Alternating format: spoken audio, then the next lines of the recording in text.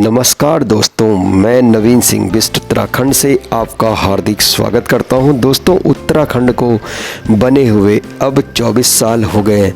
जी हाँ दोस्तों, 9 नवंबर सन 2000 के बाद अब 24 साल पूरे होने को आए और सबसे पहले इसका नाम उत्तरांचल रखा गया। 1/1/2007 को इसका नाम उत्तराखंड पड़ा। दोस्तों, उत्तराखंड के इन 24 सालों में क्या क्या विकास कार्य हुए, आइए इनके बारे में एक सरसरी निगाह डाल लेते हैं। दोस्तों, आपको बताना चाहेंगे, चाहे सड़क के क्षेत्र में हो, रेल मार्ग को मजबूत करना हो, प्रति व्यक्ति आय हो, जीडीपी हो या बजट हो, किसी भी क्षेत्र में उत्तराखंड ने पहले से काफ़ी ज़्यादा प्रगति की है। दोस्तों, आपको बताना चाहेंगे सड़क के बारे में, जैसे कि सन 2000 में हमारे यहाँ 24,412 किलोमीटर सड़कें थी। वर्तमान समय में 2024 में 42,370 किलोमीटर।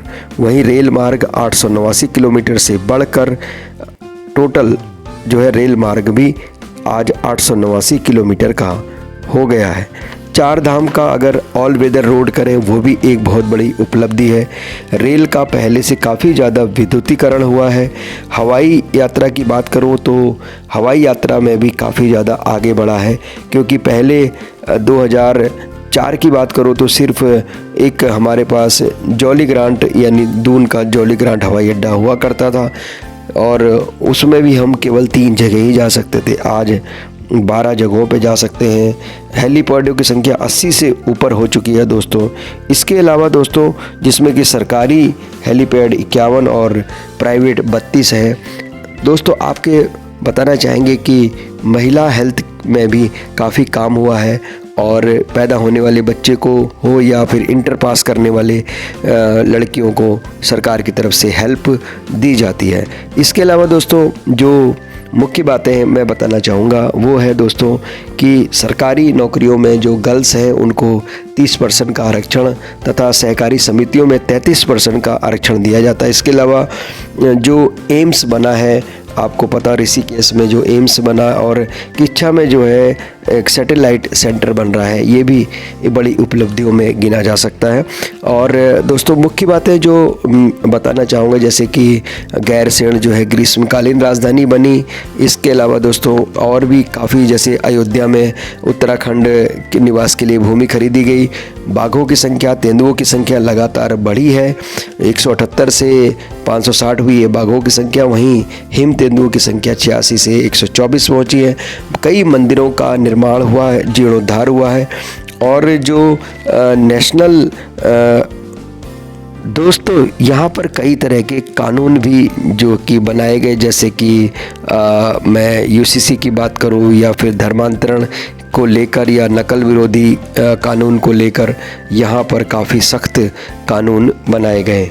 संख्या के मामले में दोस्तों, 2011 की जनसंख्या 1,10,00,000 और साक्षरता दर दोस्तों यहाँ पर 78.3% है। दोस्तों, सबसे जो बड़ी बात है वो खेलों के मामले में भी काफ़ी प्रगति की है। जैसे कि पहले 2 स्टेडियम, अंतर्राष्ट्रीय स्टेडियम बने हैं अभी उस गठन के बाद, और 20 जो है स्पोर्ट्स स्टेडियम भी बनाए गए हैं। इसके अलावा दोस्तों, मैं बताना चाहूँगा कि ख़ास तौर से जो केंद्र सरकार की तरफ से भी काफ़ी हेल्प मिली है। ख़ास तौर से जो अपना IIM काशीपुर है उसके तहत बात करूँ, या फिर NIT श्रीनगर की बात करूँ, या फिर संस्कृत विश्वविद्यालय देवप्रयाग गढ़वाल की बात करूँ, ये जो है नेशनल सरकार की तरफ से ये जो है उसको गिफ्ट दिए गए।